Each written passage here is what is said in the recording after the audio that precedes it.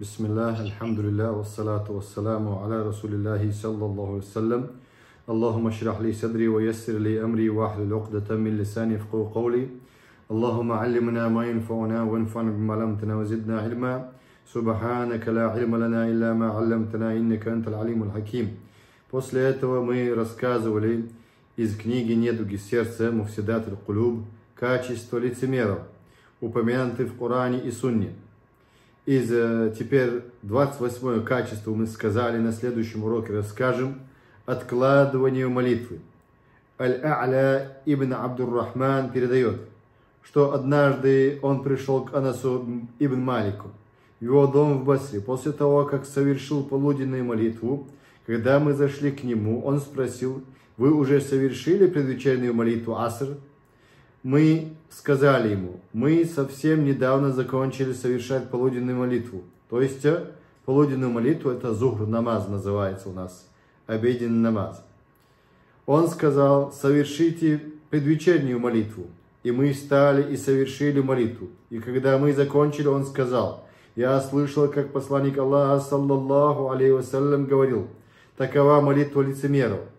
Он сидит, и когда солнце окажется между двух рогов шайтана, он встает и наспех, то есть быстро, совершает 4 раката, подобно клюющему что-то ворону, и поминает в них Аллаха лишь немного.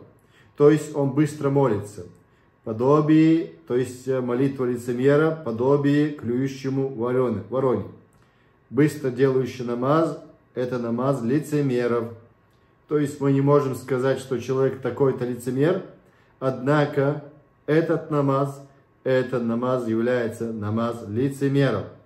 Привести хукм в законах, сказать, что это действие лицемеров, отнести этот хукм определенным людям, есть правила шариата.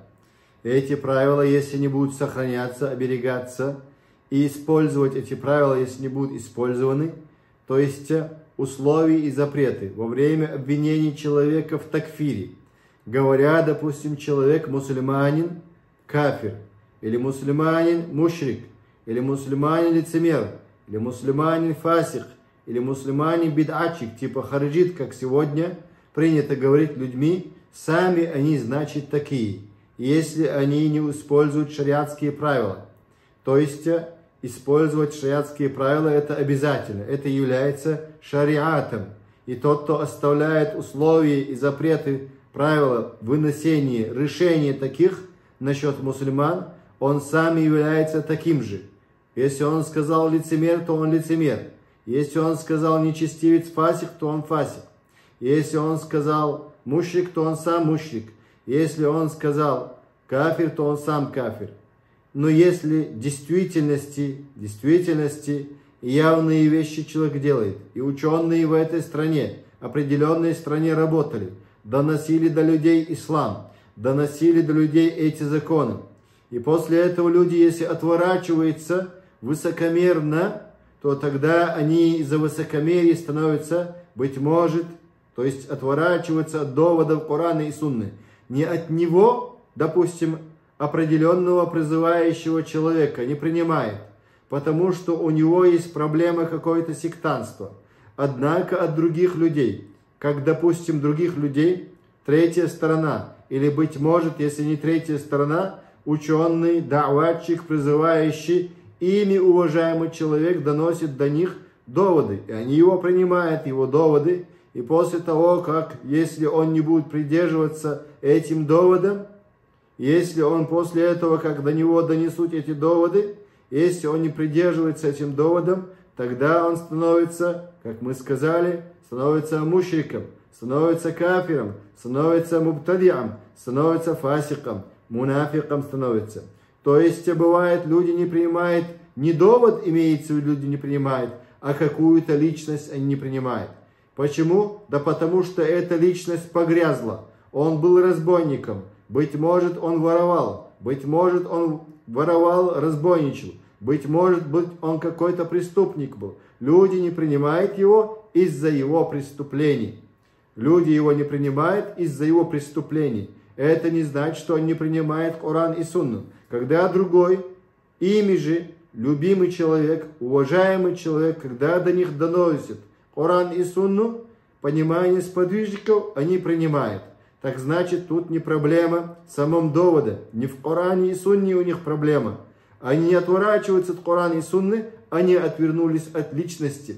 Поэтому призывающие люди, почему они должны оберегаться от ненужных вещей? Как, допустим, если призывающие люди коснулись какой-то фитны, одна сторона, допустим, скажем, шариатский судья. Шариатский судья, был он третейский судья. Был он третейский судья. Если одна сторона не принимает эту как личность, тогда им это не навязывает этого третейского судью, баракаллаху фикум, обоюдным согласием бывает.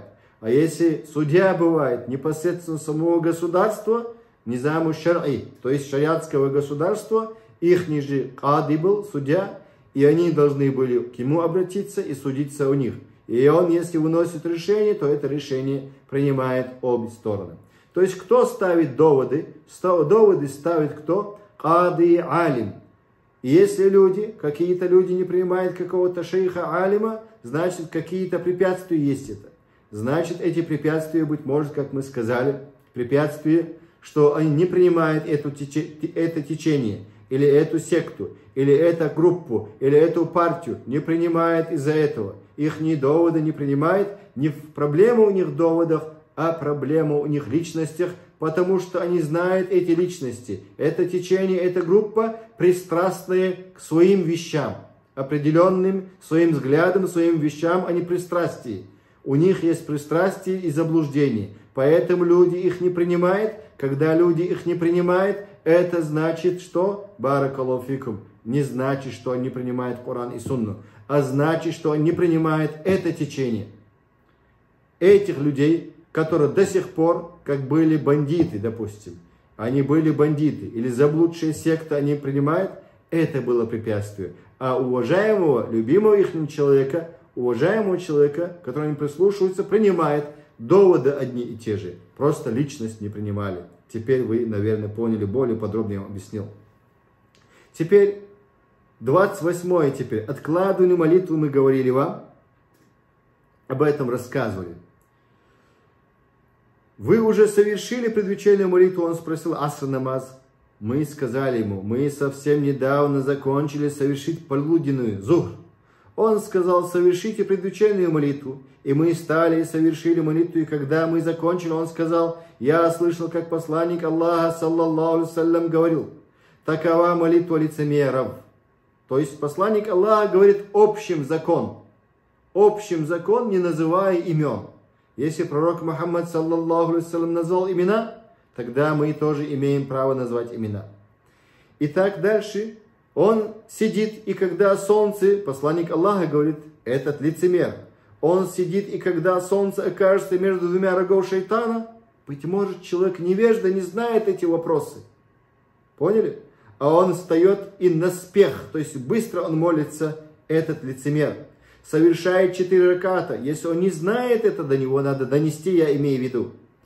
Подобно клюющему что-то ворону. И поминает в них Аллаха лишь немного. Сахих Муслиме передается этот хадис. Почему я вам очень много разъяснял, что тот, кто доводит довод, тоже, баракаллаху фикум, не должен быть ихним, как говорится, врагом, который они ненавидят его. Пророк Мухаммад, саллаллаху алейхи вассалям, был любимым для всех и для мушриков. До ислама они его любили. И после пророчества, саллаллаху алейхи вассалям, они знали, как он уважаемый, почитаемый человек среди их общины. Ибн Каим теперь объясняет, они откладывают молитву вместо того, чтобы совершить ее в начале отведенного для нее времени, совершает ее только тогда, когда от дня остается столько, сколько приходит до смерти, уже начавшую издавать предсмертный хрип. Утреннюю молитву такой совершает перед самым восходом. После полуденную, когда солнце почти заходит, они совершают ее наспех, подобно клюющему ворону, ибо это молитва, совершаемая телом, а не сердцем. При этом они еще и озираются, подобно подобно лисице, которая уверовала в том, что за ней гонится. То есть ихняя молитва подобие лисицы, сказано Ибн Каимом. Мадариджу Салихини, книги Баракаллаху фикум. 29 теперь качество лицемеров. Уклонение от совершения коллективных молитв. Джамаат намаз. Джамаат намазе ученые сказали одно мнение, что это является ваджиб. Альхамдулиллах. Другие сказали ученые, что джамаат намаз является фарду кифая. Если одна группа мусульман молится, то грех других падает. То есть не становятся все грешники этого села, этого района. Итак, в этом районе, если есть мечеть, и в этой мечети мусульмане должны молиться. Каждые 5 намазов должны обязательно молиться, если нет какое-то оправдание, допустим, как комендантский час, допустим.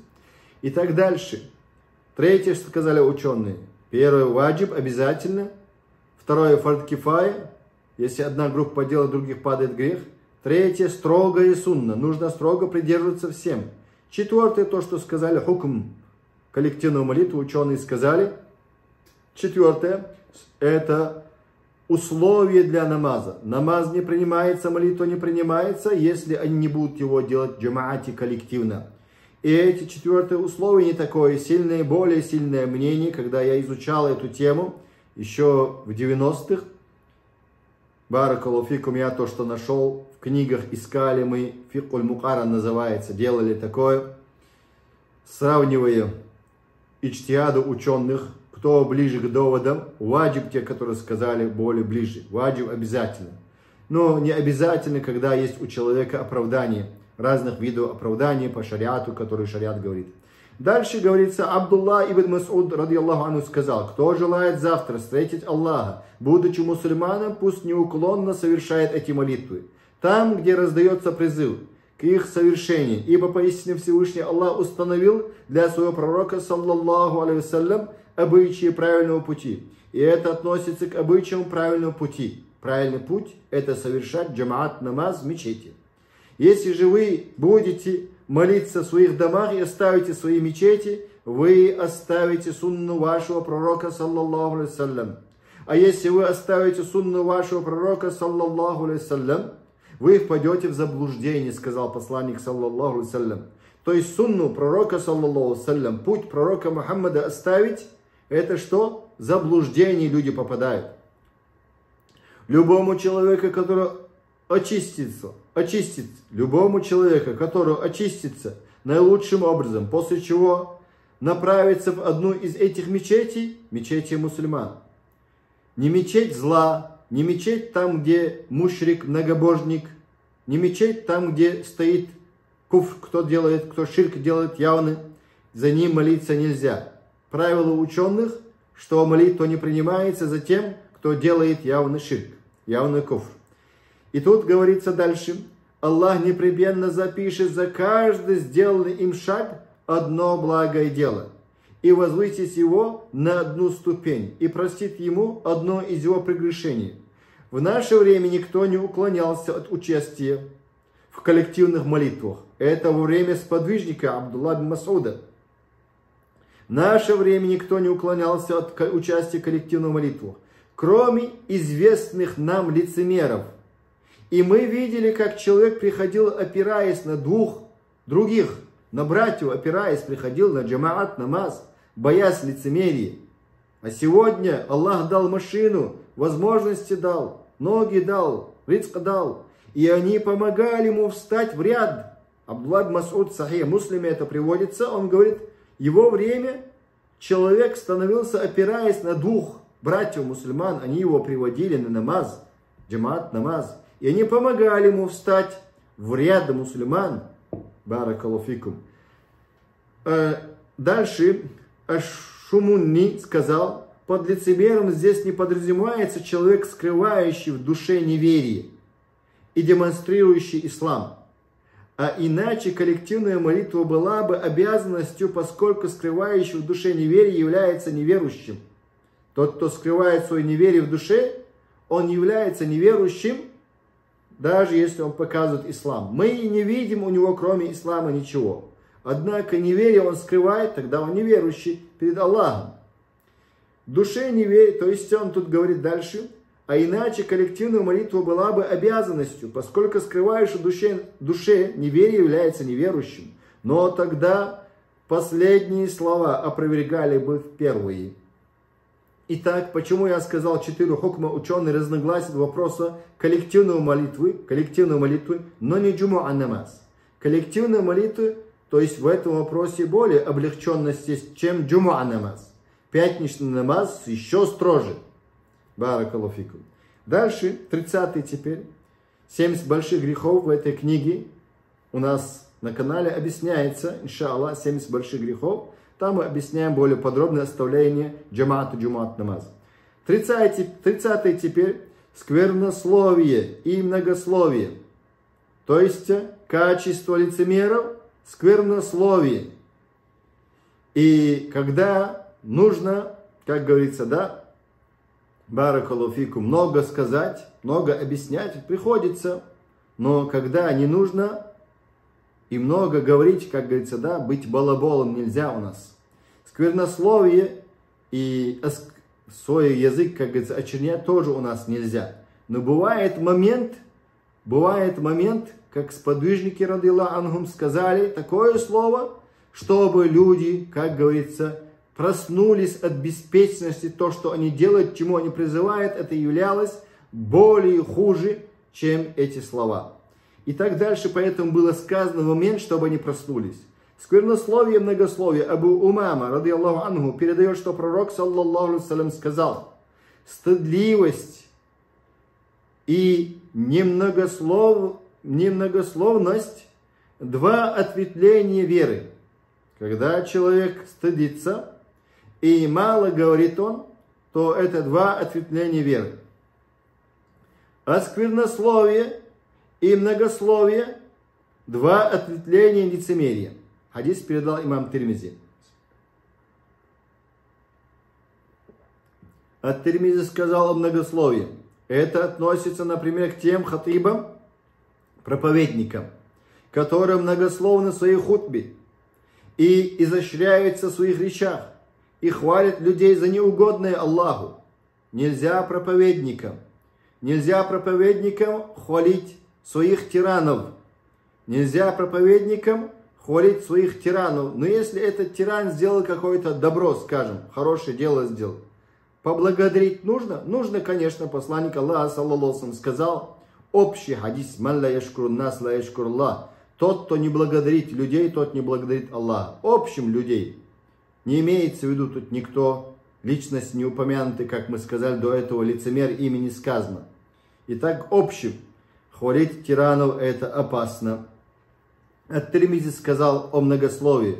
Это относится, например, к тем хатибам, проповедникам, которые многословны в своей хутбе, проповеди, изощряется в своих речах и хвалит людей за неугодное Аллаху.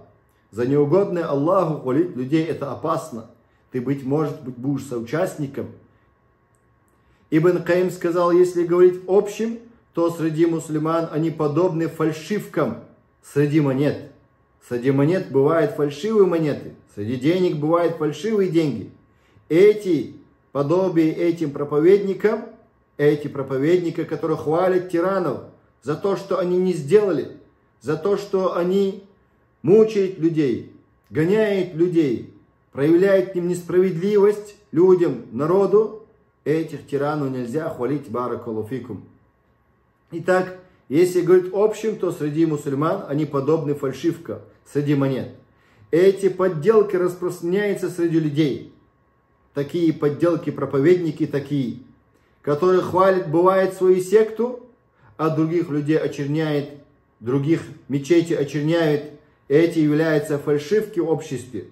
Подобие, что те, так дальше, среди монет, как мы сказали, фальшивкам. Эти подделки распространяются среди людей. То есть секты, течения, они распространяются среди людей.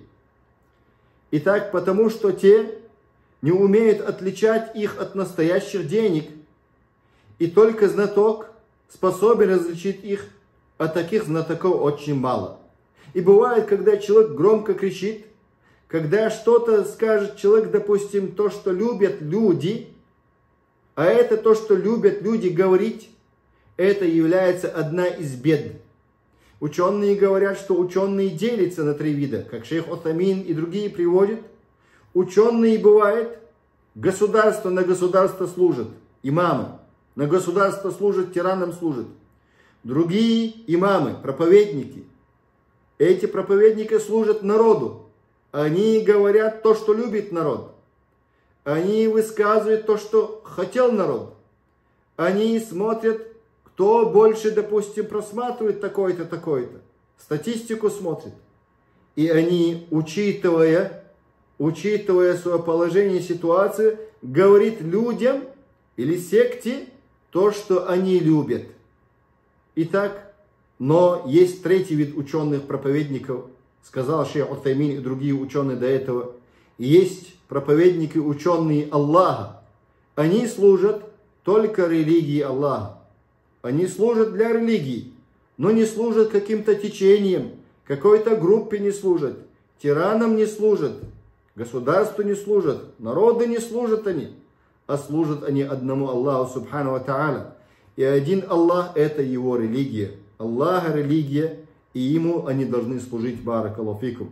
Итак, эти фальшивки, сегодня, если много просмотров, люди думают, что это есть истина, валь-аязу билля. Нет ничего более вредоносного для религии, чем такие вот люди. И именно через них религия подвергается разложению. Поэтому Аллах дал в Коране разъяснение относительно их и привел их описание и сообщил об их положении. И неоднократно поминал о них. Причина в том, что они приносят много вреда общине Мухаммада саллаллаху алейхи. Их присутствие является бедой для членов общины. Когда им говорят истину, они не слушают. Почему? Потому что ни им к страстям не подходит их ним. Это истина. Причина в том, что они приносят много вреда общине. И их присутствие является бедой для членов общины. А также в том, что существует реальная потребность знать их и избегать уподобления им и внимания их речам. Бывает, они берут часть Корана, часть Сунны, а другую часть они оставляют. Как, допустим, Аллах в Коране говорит: «Атуминуна биба'диль китаба, такфуруна биба'д». Разве вы веруете часть книги, часть Писания, часть Корана и Сунны, а другую часть вы проявляете неверие? Это было неспослано насчет иудеев. И это поступки иудеев поступки. И эти сектанты, наклонности к крайностям, разных видов крайностей, они такого же делают. И так дальше. Сколько людей, следующих правильным путем и стремящихся к Аллаху, они сбили с правильного пути и повели их путем погибели. Они надавили им обещаний, то есть надавали им обещаний. Они надавали им обещаний и прельстили из надежности, то есть и прельстили из надеждами. Однако их обещания обольщение, а внушаемые ими желания и надежды горе и погибель. Тарих аль-Хиджратайни в книге приводится это. Также 31 теперь то, что человека приводит лицемерию, то есть качество лицемеров. Абдулла ибн Мас'уд сказал: внимание пению, то есть люди внимательно слушают пение, песни. Харамные имеется в виду. Харамные что? Музыкальным инструментом пения кто слушает, об этом имеется в виду. Абдулла ибн Мас'уд сказал: пение растит в сердце лицемерие. Пение растит в сердце лицемерие. Шу'абуль иман в книге приводится это. Ибн Каим сказал: основа лицемерия – противоречие явного тайному. Противоречие явного тайному. Любителя песни ждет одно из двух. Либо он станет нечестивцем и развратником, либо он будет совершать религиозные обязанности только на показ людям. Только на показ людям. То есть будет лицемером, валь-аязу билля. Такой человек демонстрирует стремление к Аллаху и миру вечному, а в сердце его кипят страсти и любовь к тому, что ненавистно Аллаху и его посланнику, звука музыкальных и развлекательных инструментов и того, к чему побуждает пение, и что оно возбуждает. Сердце такого человека наполнено этим, и в нем не найдешь любви к тому, что любит Аллах и его посланник, и ненависти к тому, что ненавистно Аллаху и его посланнику, а это чистейшей воды лицемерия. Также к признакам лицемерия относятся скудное поминание Аллаха, лень при совершении молитвы и совершении ею наспех, то есть быстро. Нельзя делать молитву, то есть быстро нельзя делать молитву, подобно клюющему что-то ворону. Редко очарованный пением не подходит под это описание. К тому же лицемерие зиждется на лжи, а пение относится к числу самых лживых стихов. Они называют скверное благим, приукрашивают его и побуждают к нему, и называют благое скверным. Они называют благое скверным и отвращают от него, и это и есть лицемерие. Также лицемерие, козни, обман, и пение зиждется на этом. И тут он, как сказал, оно называет скверное благим. Скверное благим называют. И люди любят менять, как говорится, понятия. Люди любят менять понятия.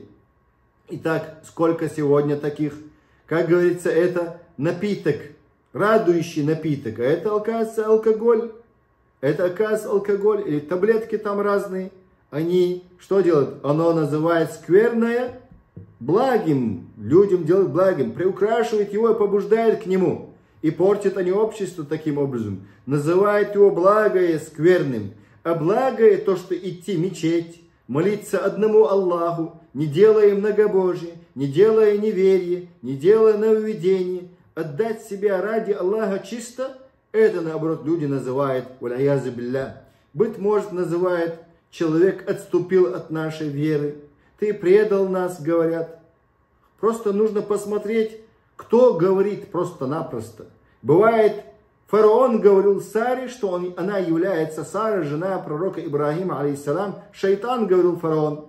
Если ты должен посмотреть, кто говорит это, значит, Сара не шайтан, она просто не слушается этого тирана. Поэтому тот, кто не слушается кого-то, это называют шайтан, как в хадисе Бухари приводится. Также лицемерие, козни, обман и пение зиждется на этом. И Гасут аль-Афан, книга это приводится. На этом, иншаллах, мы остановимся. Если у вас есть вопросы, спрашивайте. Следующий урок защита от лицемерия будем проходить, иншаллах. Баракаллаху фикум.